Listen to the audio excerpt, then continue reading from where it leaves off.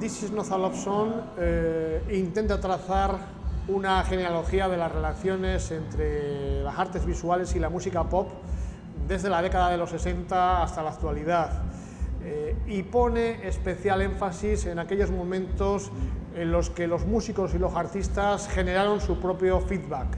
Las prácticas artísticas y las prácticas musicales se retroalimentaron y transitaron el camino de la utopía, de la experimentación e incluso a veces de la incorrección política. Hemos partido un poco de la idea de que, sobre todo a partir de los años 60, hay toda una generación de músicos, pero también de artistas que se han educado desde un punto de vista afectivo con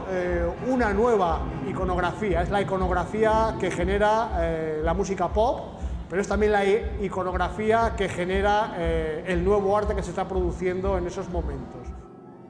Muchos artistas, muchos músicos se han educado directamente en academias de bellas artes,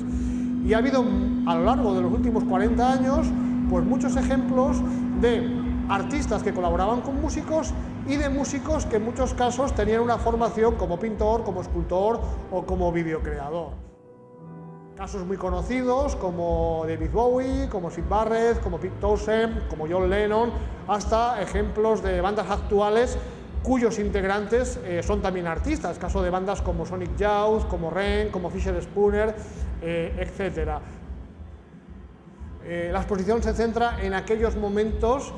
en los que arte y rock and roll generan obras en las que es muy difícil saber dónde comienza el arte y dónde comienza la música pop.